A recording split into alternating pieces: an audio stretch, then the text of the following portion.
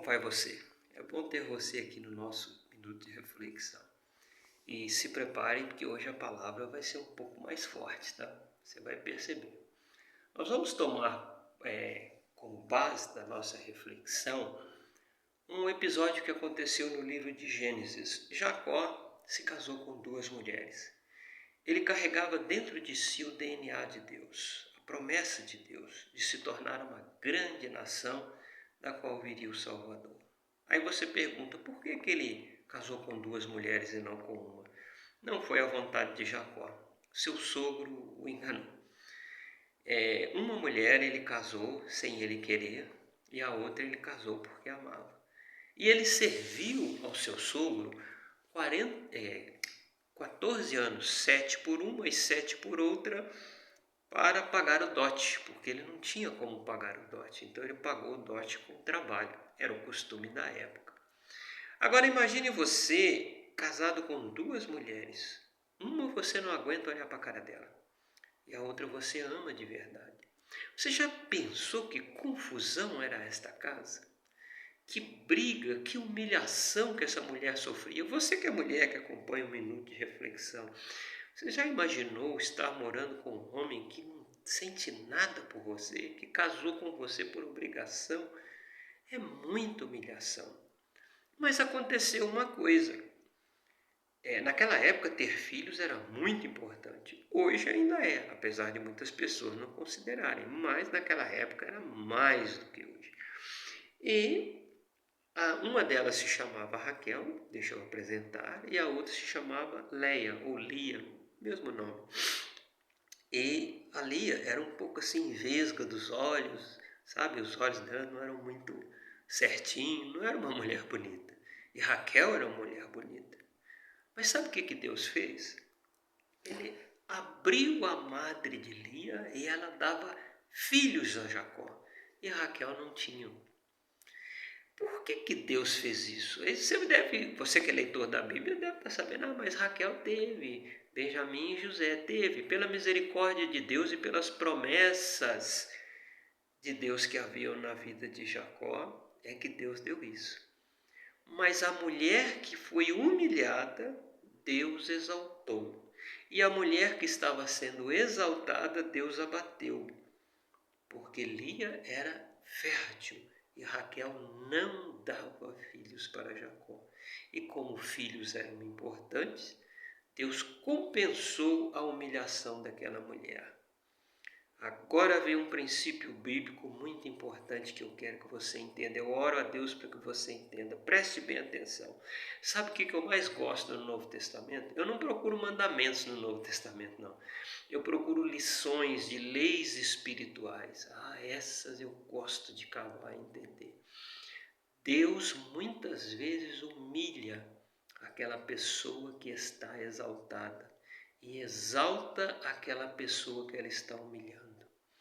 Então imagine você sendo Leia ou Leia, não podendo ser amada pelo marido, mas Deus te dava filhos e todos te chamavam bem-aventuradas. Imaginou? Agora imagine você sendo Raquel. Eu estou falando com muitas Raquel, sabe? Tem muita gente que se encaixa no perfil da Raquel.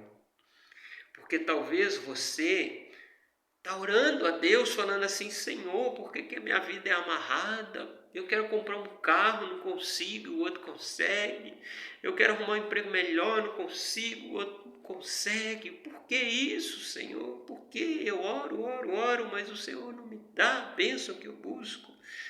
Olha, eu vou dizer para você uma coisa, talvez o que está bloqueando a sua prosperidade é porque você tem humilhado alguém. Não, Deus, imagina, eu não humilho ninguém, eu sou santo, eu não faço nada de errado.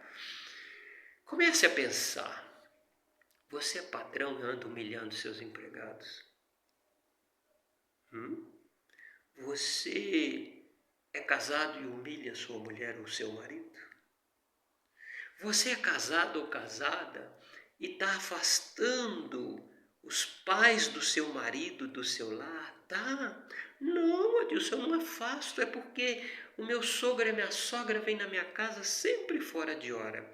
Aí atrapalha a minha vida, eu deixo de fazer as coisas por causa do meu sogro e da minha sogra, então eu marco horário para ele ir e afastando os pais do seu marido da sua família. Tá.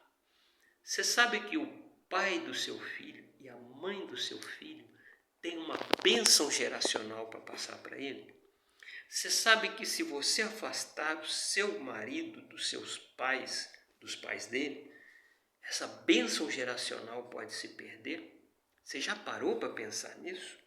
E essa bênção geracional deveria passar para os seus filhos que você tanto ama? Não, Adilson, você está imaginando. Você está imaginando. E por que está escrito: honra o teu pai e a tua mãe? É o primeiro mandamento com promessa. Você acha que Deus escreveu isso na Bíblia só por escrever? Não, não. Então, muitas vezes, os seus caminhos podem estar travados porque você está fazendo coisas desse tipo. Eu falo para mulheres e falo para homens também. Homem, você anda honrando o seu pai e a sua mãe? Não, meu pai é um traste, tá? Tá bom.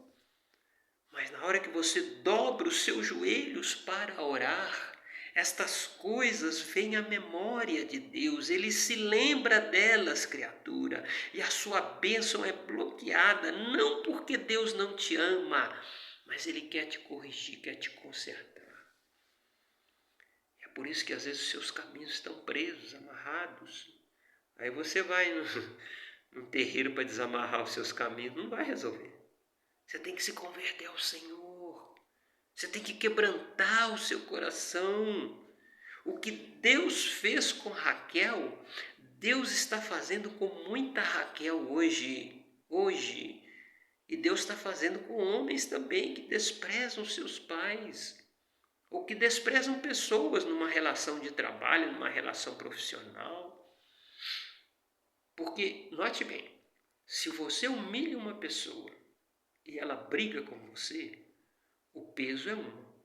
Mas se você humilha uma pessoa e ela ora por você, está sendo ajuntada na sua cabeça brasas vivas. Não sou eu que falo, é a Bíblia que fala.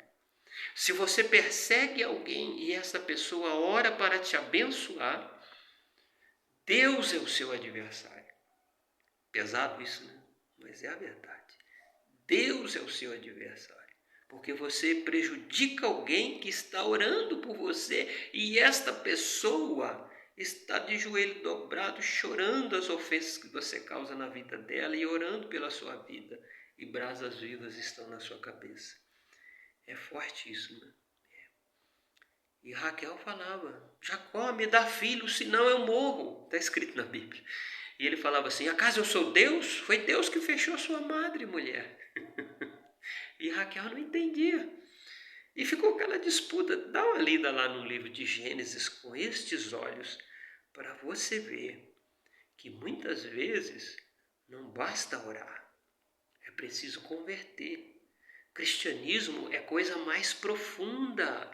Cristianismo é mais profundo do que você pensa. Não é para você amar o seu... eu amo aquelas pessoas que estão passando fome na África. Bonito isso. Mas você não ama a sua parentela, a sua família, o seu próximo. A Bíblia fala amar o seu próximo. O que é próximo, querido? É o coitado que está lá na Palestina caindo bomba na cabeça dele? Ele é próximo de você? Você nem conhece aquele povo. Mas o seu sogro, a sua sogra, o seu pai, a sua mãe, o seu irmão, ele é o seu próximo. E às vezes até o seu vizinho. E você tem humilhado ele. E Deus tem se colocado como seu adversário. Mas eu estou falando dessa palavra porque se você aceitar e corrigir os seus caminhos, tem bênção para você. Amém? Tem pessoas que quando ouvem uma repreensão, curva a cabeça e aceita. Tem pessoas que, não, eu não gostei dessa palavra. Tudo bem. Você quer andar em círculos a sua vida toda? Mas se você quiser vencer, o seu coração tem que se converter ao Senhor, tá bom? Fique bem e fique com Deus.